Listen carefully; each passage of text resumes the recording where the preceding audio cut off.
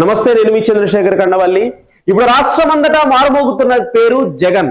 తిరుగులేని అధికారం చలాయిస్తున్న సోనియా మాటను ధిక్కరించి యావత్ భారతదేశాన్ని ఉలికిపాటుకు గురి చేసిన తిరుగుబాటు స్వరం అది.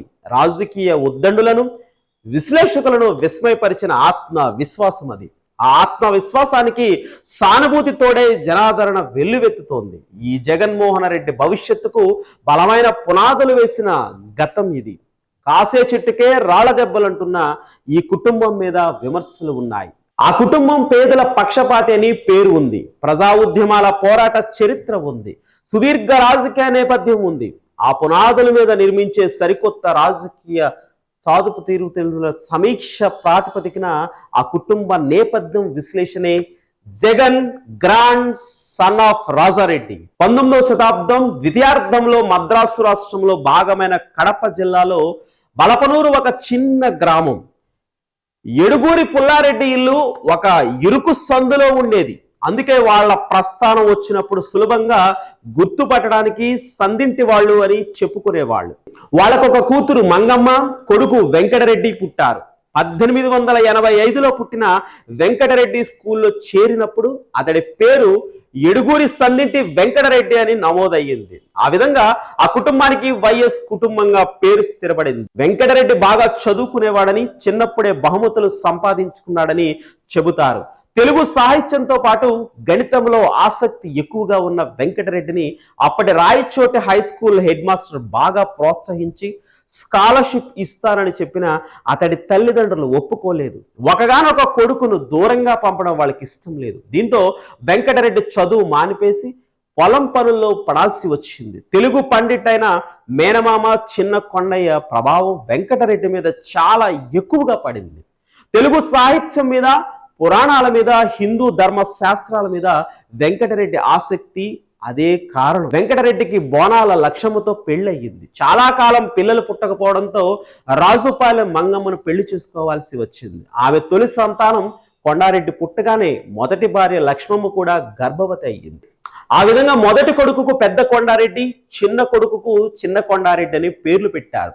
రెండో భార్యకు పెద్ద కొండారెడ్డి తరువాత ముగ్గురు కొడుకులు ప్రభుదాస్ రెడ్డి, రాజారెడ్డి, పురుషోత్తమరెడ్డి పాటు 5గురు కూతుళ్ళు సుగుణమ్మ, రత్నమ్మ, రాజమ్మ, మేరీ, కమలమ్మ పుట్టారు. వెంకటరెడ్డి మొదటి భార్య లక్ష్మమ్మ చిన్న వయసులోనే చనిపోవడంతో ఆమె కొడుకు చిన్న కొండారెడ్డి కూడా మిగిలిన వాళ్ళతో కలిసి మంగమ్మ దగ్గరే పెరిగాడు. వెంకటరెడ్డి మొదటి నుంచి తెలుగు సాహిత్యం మీద ఉన్న అభిమానం ఆయన చేత పురాణాలు చదివించింది. వెంకటేశ్వర స్వామి భక్తుడు ఆయన. భట్రాజు కులస్థుడైన కృష్ణమరాజు దగ్గర హైందవ సాహిత్యం, పురాణాలు వింటూ ఉండేవాడు. ఆయన దైవ చింతన ఎక్కువ, కానీ ఎప్పుడూ ఆయనలో అశాంతి కనిపించేది. అప్పటికీ బలపనూరు పచ్చని పొలాలతో కళకళ్లాడుతూ ఉన్నప్పటికీ ఫ్యాక్షన్ రాజకీయాలతో ముఠాలకు నిలయంగా ఉండేది. పెద్ద రైతుల మద్యం మత్తులో పేదవాళ్ల పట్ల దురుసుగా ప్రవర్తిస్తూ ఉండేవారు. కానీ వెంకటరెడ్డి మాత్రం పేదల పక్షాన నిలబడేవాడు. వేధింపుల నుంచి, చిన్న చూపు నుంచి వాళ్ళను కాపాడేవాడు. అలా అందరినీ సమానంగా చూడాలని దృష్టి వైఎస్ కుటుంబీకులకు అప్పుడే ఇప్పటికీ మార్పు రాలేదు. ఎప్పుడు ఎవరు వెళ్ళినా కూర్చోబెట్టి మాట్లాడే సంస్కృతి అప్పటి నుంచే కొనసాగుతుంది.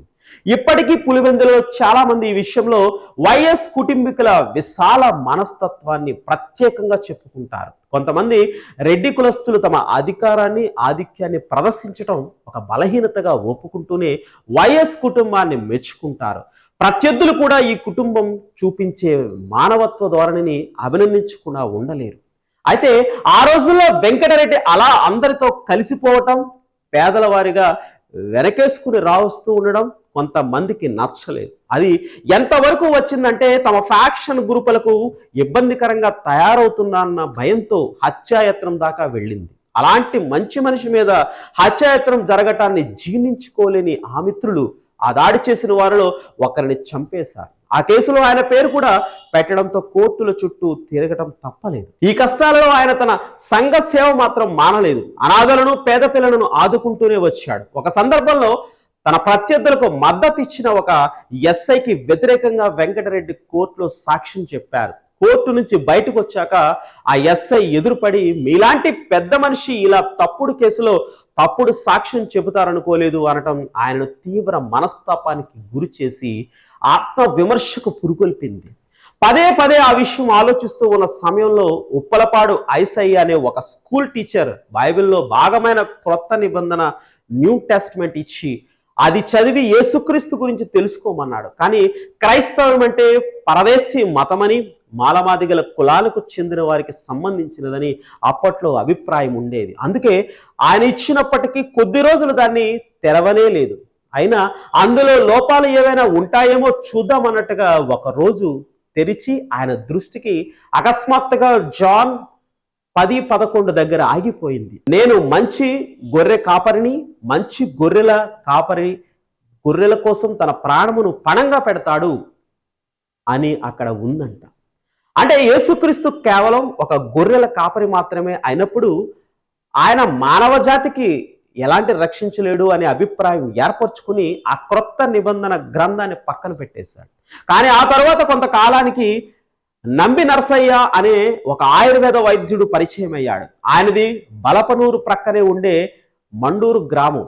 ఆయనే వెంకటరెడ్డికి క్రైస్తవ మతం గురించి, యేసుక్రీస్తు గురించి వివరించి ఆ మతం పట్ల సదభిప్రాయం కలగడానికి కారణమయ్యాడు. అయితే అప్పటికే తిరుమలేశుడి పట్ల ఆయన భక్తి ఎంత మాత్రము తగ్గలేదు. కానీ ఆ తరువాత కాలంలో చాలా మంది తారసపడి క్రైస్తవం గురించి చెబుతూ వచ్చారు. వారిలో Pulivendula school head master Manneru Sriramulu, reverend Bhadrappa, reverend John Papayya తదితరులు బైబిల్ విశేషాలు, అందులో పరిశుద్ధ వాక్యాలు చెబుతూ వచ్చేవారు. కానీ వీళ్ళందరికంటే ఎక్కువగా బలపనూరు వచ్చినటువంటి ఫాదర్ రోల్స్ సిస్టర్ నోబెల్ ఆయనలో క్రైస్తవ్యం పట్ల విశ్వాసాన్ని గట్టిగా పాదుగొల్పారు. ఈ ఇద్దరు ప్రొటెస్టెంట్లు ఆయన హృదయానికి బాగా చేరువై మొత్తానికి ఆయన క్రైస్తవ్యాన్ని తన జీవన విధానంగా స్వీకరించేటట్లుగా చేయగలిగారు. కానీ ఆయన నిర్ణయాన్ని కుటుంబ సభ్యులు, బంధుమిత్రులు, చివరకు గ్రామస్తులంతా వ్యతిరేకించారు. ఒక దశలో అది హెచ్చరికగా కూడా మారింది. సొంత తల్లి, చెల్లి కూడా నిర్ణయం మార్చుకోమన్నారు, లేదా కనీసం కొంతకాలం పాటు వాయిదా వేయాలని కోరారు. కానీ ఈ సూచనలు, హెచ్చరికలు ఏవి ఆయన మీద పని చేయలేదు. తాను నమ్మిన పద్ధతిలో ముందుకు పోవటానికే తీర్మానించుకున్నాడు. అంతే. మతం మార్పిడి విషయంలో మరో కథం కూడా ప్రచారంలో ఉంది. రాజారెడ్డి బర్మా వెళ్ళినప్పుడు అక్కడే క్రైస్తవ్యంలోకి మారారని, ఆయన ఇక్కడికి వచ్చిన తరువాతనే ఆ కుటుంబానికి క్రైస్తవ మతంతో, క్రైస్తవులతో సంబంధాలు బలపడ్డాయని, ఆ విధంగా దళితులు రాజారెడ్డికి దగ్గరయ్యారని చెబుతారు. అయితే కుటుంబ సభ్యుల మాటలను బట్టి చూస్తే వెంకటరెడ్డి హయాంలోనే ఆ కుటుంబం క్రైస్తవ మతం వైపు మొగ్గు చూపినట్లు అర్థమవుతుంది. అప్పటికే వెంకటరెడ్డి తన పిల్లలకు పెళ్లి చేయటం కూడా మొదలు పెట్టాడు. రాజారెడ్డికి జయమ్మతో పెళ్లి అయ్యింది. వెంకటరెడ్డి తీసుకున్న ఈ సాహసోపేతమైన కులాంతర వివాహ నిర్ణయం ఆ ఊరు సామాజిక వాతావరణాన్ని సమూలంగా మార్చేసింది. ఊరంతా అగ్గి మీద గుగ్గిలమయ్యింది. గ్రామ బహిష్కరణ శిక్ష విధించాల్సిందేనని చాలా మంది పట్టుబట్టారు. అయితే సర్పంచ్ అశ్వర్ధ్ నారాయణ రెడ్డి మాత్రం అండగా నిలబడ్డాడు. వెంకటరెడ్డికి దూరపు బంధువైన నారాయణరెడ్డి అనే పెద్ద మనిషి కూడా గ్రామస్తుల తరపున సర్పంచ్ దగ్గరికి వెళ్లి గ్రామ బహిష్కరణ విధించాల్సిందేనని కోరాడు. అయితే సర్పంచ్ కూడా అందరూ అడుగుతున్నారు కాబట్టి నిర్ణయం మార్చుకునే అవకాశం ఉందేమో ఆలోచించమని మాత్రమే వెంకటరెడ్డిని కోరాడు. కానీ వెంకటరెడ్డి తన నిర్ణయాన్ని మార్చుకోవడానికి ఏమాత్రం ఒప్పుకోలేదు. తన విశ్వాసానికి అనుగుణంగా నడుచుకుంటానని తెగేసి చెప్పడంతో వాటి బాప్తిజం కూడా తీసుకున్నాడు. మొదట్లో గ్రామస్తుల తరపున వారించిన నారాయణరెడ్డి కూడా వెంకటరెడ్డి నిర్ణయాన్ని తప్పు పట్టాల్సిన అవసరం లేదని గ్రామస్తులకు నచ్చజెప్పే ప్రయత్నం చేశాడు. కానీ జనం ఏమాత్రం తగ్గలేదు. వెంకటరెడ్డి కుటుంబీకులు ఎవ్వరూ తమ ఇళ్లకు రాకూడదని, ఊరిలో బావిలో నీళ్లు తోడుకోకూడదని తెగేసి చెప్పారు. కాకపోతే ఊళ్ళో ఉండడానికి మాత్రం అనుమతించారు. వెంకటరెడ్డి పులివెందులకు ఎందుకు చేరుకున్నారు, ఆ తర్వాత కుటుంబ ప్రస్థానం ఎలా సాగిందనే విషయాలను వచ్చే వారం చర్చించుకుందాం.